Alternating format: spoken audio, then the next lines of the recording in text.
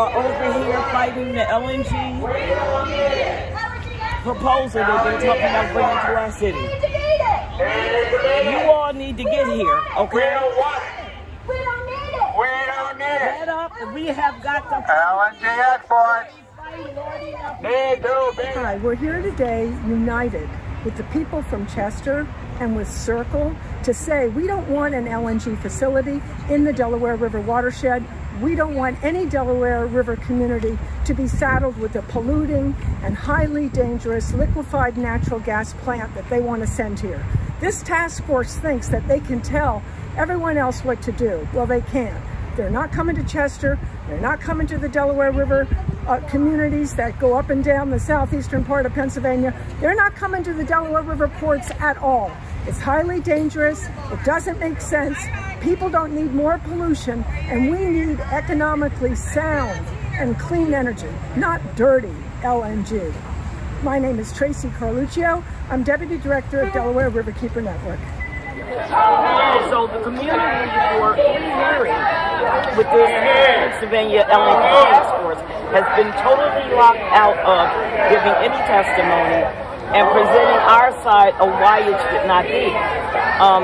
This is a highly populated area. It's only 5 miles in Chester. You're talking about putting something, the largest gas plant on the East Coast, right in the middle of this community. And we recently discovered, as of 2-3 days ago, there's a proposal by Good America to take homes. We're already in a housing crunch. What they're talking about putting here is going to sit on 100 acres. So there's essentially no buffer, period. You're going to literally be on our top of our heads. There is no emergency management in the city of Chester for something like that, or in Delaware County. So in the event that there is an eruption, pipeline burst, they have a vaporization when they're loading up the tankers, or one of the storage tankers that they hold this material in erupt. There's no way that we can evacuate this community. This is for our very survival. And what we're saying is, yes, we need economic development, but we want economic development that every other freaking community fights for. We want it to be competitive. And if it's so great and so freaking wonderful, the people that sit on these committees and on this task force, why aren't they fighting for it for their community? Fight for it. You talk about economics. Why are you denying your community this thing? Tell me what democracy looks like. This is what democracy looks like. Tell me what democracy looks like. This is what democracy looks like. Tell me what democracy looks like. This is what democracy looks like. Tell me what democracy looks like. This is what democracy looks like. Tell me what democracy looks like. This is what democracy looks like. We don't want it. We don't want it. We don't need it. We don't need it. LNG export. LNG export. Need to beat it. Need to beat it. So we're really here to make very clear that we want no LNG export facilities anywhere within the Delaware River watershed. And we are going to stand strong and firm against no LNG anywhere. We ain't going to tear the bricks out the building. I find that to be very offensive.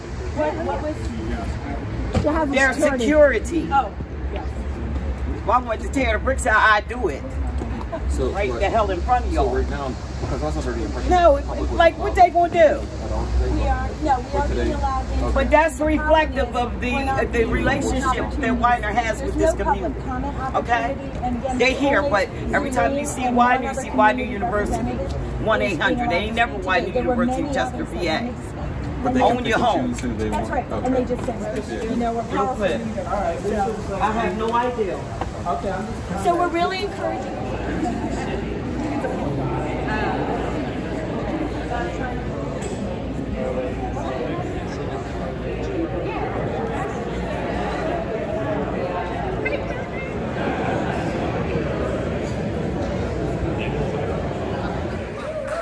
No LNG!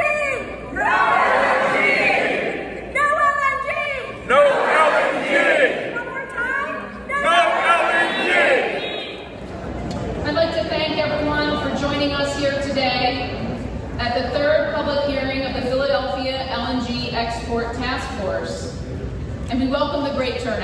really appreciate everyone being here today.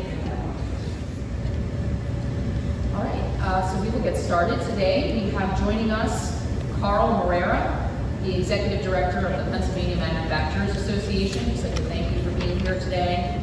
So we're the statewide nonprofit trade organization representing the people who make things here in the Commonwealth.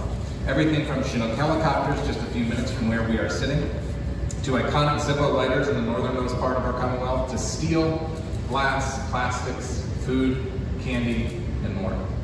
So we use Implan to see what projects would mean for economies to urge policymakers to work with our many vital industries to ensure manufacturers locate, hire, and expand here in our Commonwealth versus a competitor state.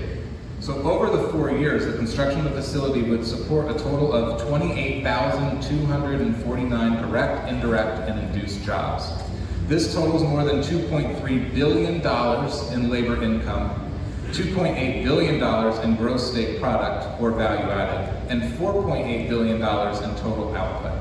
Over the 4 years of construction, the tax obligation would be around $527 million in total, with 80 of that going to the state, 390 to federal, and the remaining to local governments.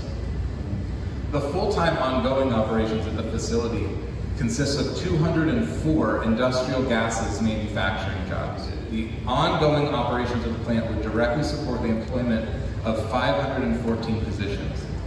The additional 310 jobs are mainly in the area of natural gas production. These 514 jobs would support 1,280 indirect jobs, again in those business-to-business transactions, and 1,205 induced jobs. Each year, the labor income from these combined 2,999 jobs would total $432.5 million and add $1.5 billion in gross state product with an altogether output of $2.5 billion. Each year the plant is operational. This is not just a snapshot in time. This is not a 4-year project. This would be each year that the plant is in operation. And the monetary totals would likely increase year over year due to inflation. Representative, the next question will come from Toby Rice. Carl, thanks for that work. Just to be clear, real quick, the analysis you did would assume a 1 BCF a day facility. That's correct. Feedstock. Feedstock. That's right. So for people's perspective, Pennsylvania produces about 35 BCF a day and has the capability to produce an additional 20 to 30 BCF a day on top of that. LNG will be the pathway for us to do more. You put a lot of real numbers that sound really big. I was wondering if you could just sort of summarize the economic impact, the construction phase and the maintenance phase. How should we think about it? Real simple, the summary of total benefits and taxes. Yeah. So there are a lot of big numbers, and that's why on the next, I think it's page 9 in your report. There's a project impact kind of map. It's an infographic, and it lists all those really big numbers. Ultimately, what this comes down to is that this means jobs and significant tax revenue for an area of the Commonwealth that desperately needs it. And not only does this part of the Commonwealth desperately need it, but we have foreign allies overseas that are very, very, they're struggling because of the geopolitical nature of what's going on in Russia, in Saudi Arabia. And we have the potential to do something here to sustain 32,000 jobs in Pennsylvania, take a Pennsylvania natural resource where we extract this resource in a cleaner, more environmentally friendly manner than anywhere else in the world, and send it to those allies overseas. Ultimately, that's what this is about. This is about employing good, hardworking Pennsylvanians and making Pennsylvania an actual energy leader on the world stage. And the opportunity here, I mean, those jobs are going to translate to what will be billions on the construction and direct and indirect billions per year during the maintenance of this plant, the operation of the plant. And you said the taxes, how should we think about the tax impact? So the tax impact, if you look at the total 5 years, like if you were to take a 5-year snapshot, and I'm assuming 4 years for construction and 1 year of operation, the total tax impact would be $714 million in taxes paid. The ongoing taxes, like year over year, for the yearly operations, total $183 million. So it's the indirect and the induced, and the way that I view indirect and induced are community builders. These are, I mean, and I truly mean it whenever I said at the beginning, these are economy changing or economy sustaining level projects. So yeah, the direct jobs, and you'll notice in the indirect and induced jobs that are kind of kicked off in the construction phase, that's a little bit less than what the sustained operations from the manufacturing operations are. And that's normal, that's anticipated. But that's because you have both upstream and downstream activity happening in the manufacturing sector, when in the construction phase, you know, those operations are one time, 4 years in nature, and then they go to hopefully what's going to be the next big project. Because a lot of times when you have projects like this, others will follow. And other manufacturers are going to site around where that feedstock is located, or where the access to the natural gas pipeline infrastructure is.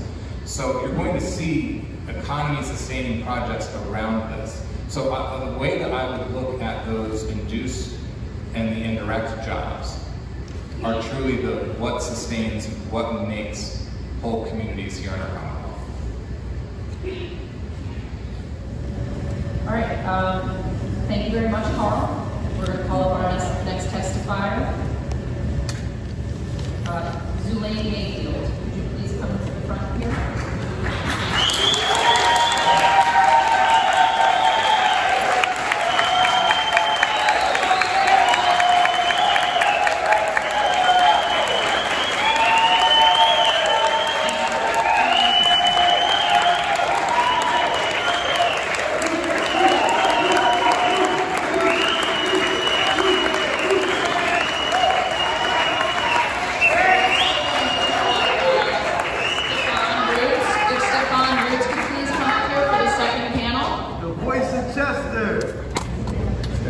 Welcome to our city. I'm sure that it is the first time most of you have been into our beautiful community.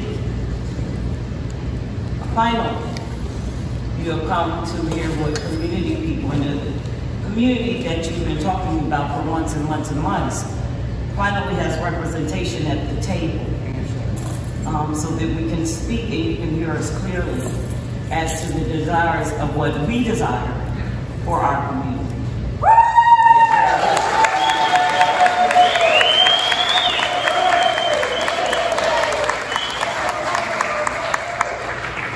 Thank you very much for that. I just want to remind the audience to please remain courteous to our testifiers. We need to,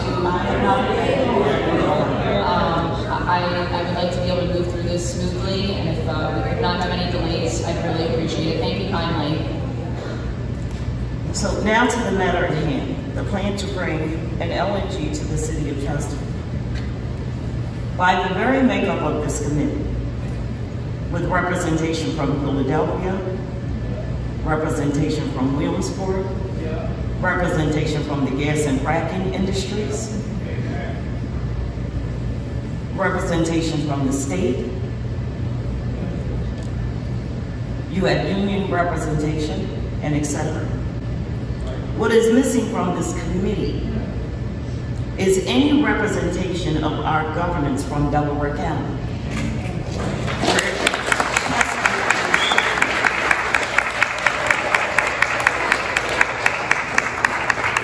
In the county that would be most affected. This committee is stacked with individuals that would have the most to benefit financially from a proposal such as this. This LNG task force has not allowed public testimony from communities, from community scientific experts and others that would enhance the education of the legislators. In my opinion, the report would not be a true reflection of all affected parties on all issues. Never before has Philadelphia included Delaware County in any sort of economic regional development plan. But now you want to do something. Why? Is this an attempt to keep this gasification plant out of Philly? My understanding is that Philadelphia wants no parts of this facility. It was rejected 3 times.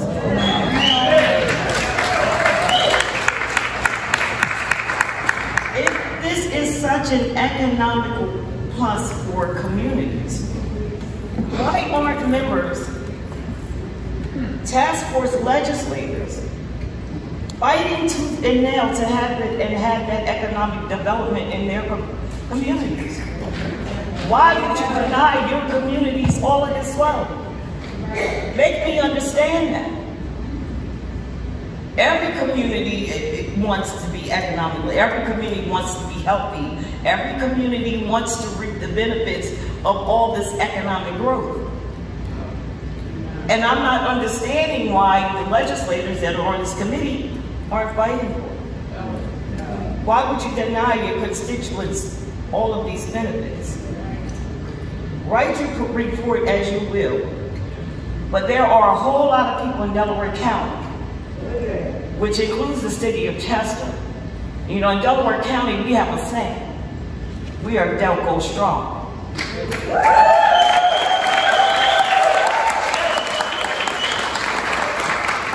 That means a lot of different things. I am glad to see that our Delaware County Council did issue a response to this task force. I think that it was disrespectful to come into this community today and not acknowledge the governance of which we sit under. There have been many attempts to have people speak on this committee, and they were essentially shot down by the chairperson who makes those decisions. But that's okay. That's okay. So the plan is underway for Penn America. We all know that it's Penn America. Let's stop playing the games. To bring a liquefaction plant to Chester. Repeatedly, committee members, including the chair, stated that Chester specifically has been targeted for an LNG by Penn America. So to try and state that Chester isn't the target, it's not being honest, and it's not being open with the public. Proposed, it would be the largest LNG terminal on the East Coast. Chester is 5 miles. 5 miles with roughly 33 to 36,000 people, a very densely populated area. The Elba Island LNG sits on 840 acres of land. The Calcasieu, and I know I'm pronouncing it wrong, Pass, another comparable LNG, sits on 1,000 acres of land. Cove Point sits on 1,000 acres of land. Yet Penn America has proposed to you all that they intend to produce just as much as 2 of these other LNG facilities.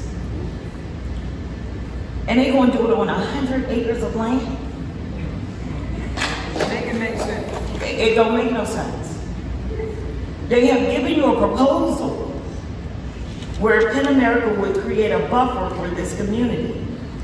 However, the buffer would be in displacing homes, businesses, and churches. 805 homes to be exact, 4 churches, a daycare, and numerous businesses, and in fact,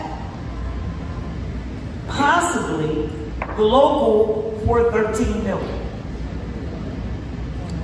We are not making these figures up. We didn't put, first of all, that's not what I do, and that's not what Sophie does. Our facts are correct. These are facts that were provided to you all from Penn America LNG as part of their proposal. So either they're not going to have a buffer zone, which is an issue, and or they're going to have a buffer zone by taking the very thing that our state rep, Kazim, told you that we were in need of, which is affordable housing. So you're going to take away housing, you're going to take away the established businesses that are already operating in our city and have been for years. You're going to take away our houses of worship and a damn daycare. We say no.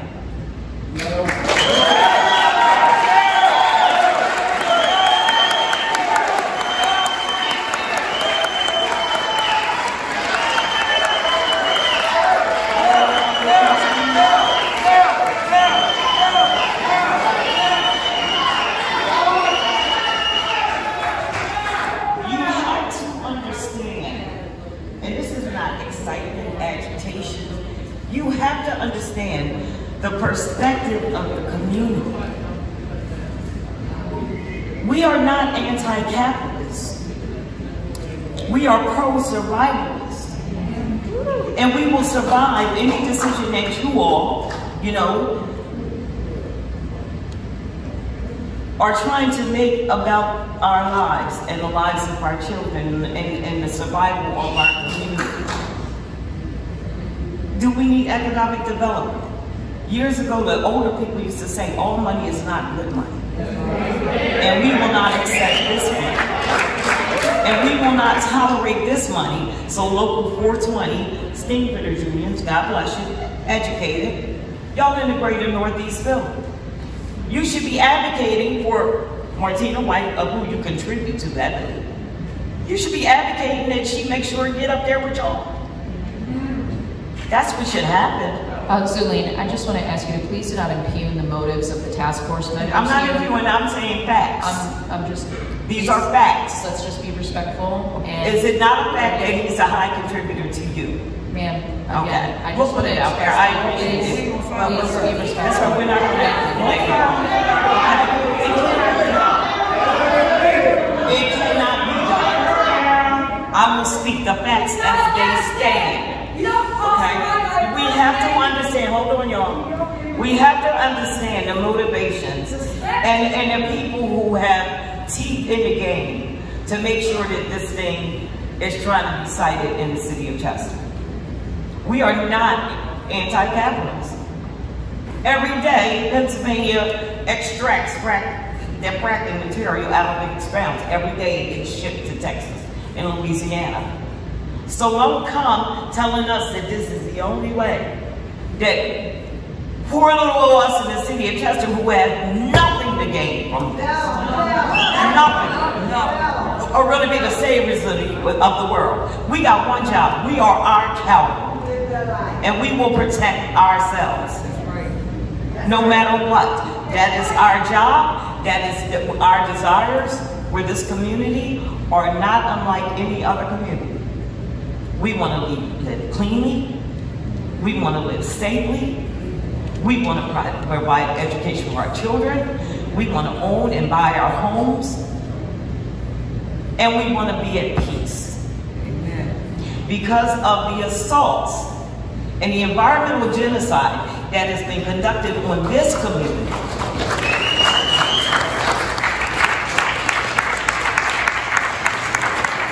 Are we angry? Absolutely.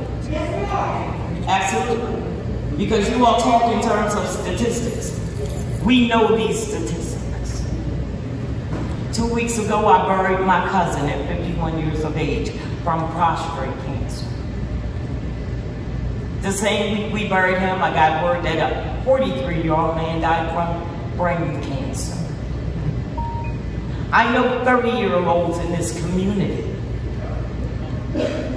that had been double mastectomies because they have breast cancer. 30 years of age. 30 years of age. The APM talking about the abstract figures, we know the figures. We know the figures that PEN America has put out on their own prospectus. They're talking about from the year 2023 to the year 2043 that they would produce $13 million of revenue for the city of Chester. The other day, I heard a hearing they were talking about 30, 40 million. So where's the lie at? This is their documentation. You talking $700,000, $600,000 for 20 years? Never mind. We'll have none of that. And more importantly, let me make this clear. Our bodies, the health of our community, will not be prostituted for pollution, for no LNG, for no incinerator. Your money, we don't need it, bro. Thank you very much. We're going to have Stephen Rhodes, City Councilman. If you could please provide us with your testimony today, we would greatly appreciate it. Thank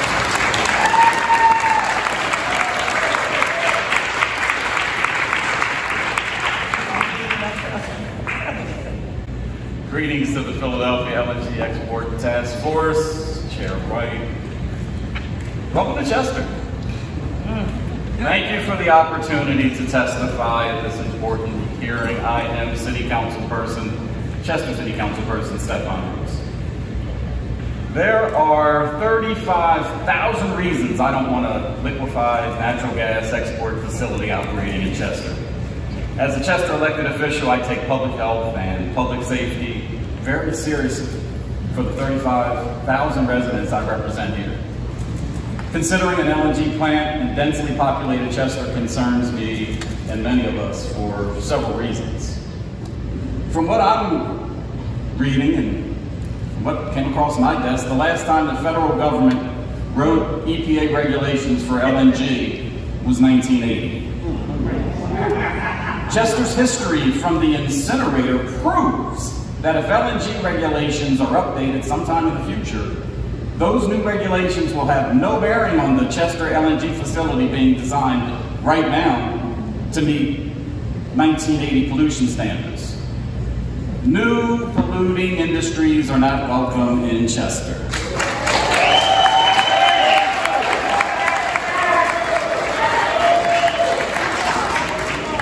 The health and safety of Chester residents have been compromised by local industry for too long.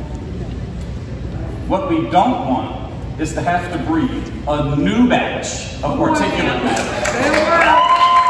NOx, sulfur dioxide, carbon monoxide, sulfuric acids, and naturally occurring radioactive materials from the LNG plant because our residents are sick.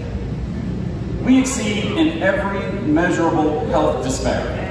Asthma, birth defects, COPD, infant mortality, heart attacks, strokes, cancer, and a shorter life expectancy. However, Chester's geographic assets are perfectly suited for attracting population growth. LNG will discourage new investment in homes and businesses. An LNG terminal will result in population depletion. Who would take the risk to move to a small city with a big LNG export terminal down the street? This is clearly a NIMBY situation, not in my backyard.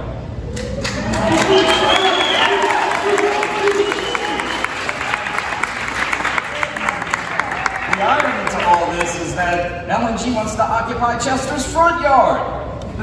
The waterfront is Chester's most attractive and valuable undeveloped asset. Let's be real. Chester's industrial age has aged out. Our new vision for the city is to move on from our industrial past. It's time to create Chester 2.0 and reimagine our waterfront. I envision the riverfront will become home to exciting new businesses, entertainment, and recreational options. Let's look at Camden. How about residential growth? Let's look at Wilmington. I'm compelled to issue a warning, and this is not a threat but a warning, to anyone who thinks Chester will not put up a fight to prevent predatory people, businesses, or industries selecting here.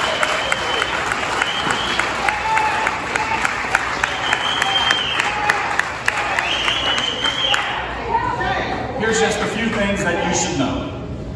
Voters voted out city leaders who see Chester's largest polluters as friendly business partners. A real partnership is forming between city, county, state, and federal elected officials to create a new Chester. Chester wants to stop predators from devaluing our assets. Just because we have a river doesn't mean you can use it to put our public safety and public health at risk. Just because all roads come through Chester doesn't mean we welcome your truck traffic destroying our roads. Just because you need a blast zone doesn't mean you can force families from their generational households by wiping their neighborhoods off the map.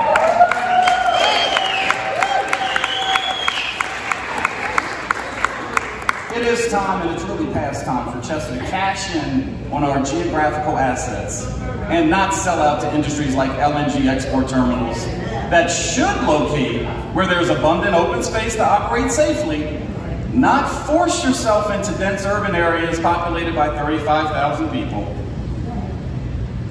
We would really love to believe that you are guided by the same moral imperatives that we are, and that we share the same sense of responsibility for the health and welfare of the Chester community.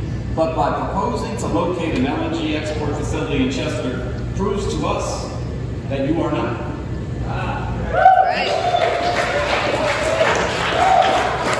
The days are over where you will target an oppressed population who may appear to not have the knowledge, Councilman, I must say, information. Speaking to the task force and having voted, ascertaining motives of this task force.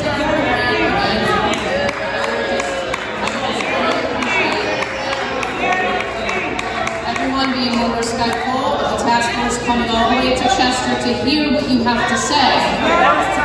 However, we will not equally inappropriately impugn.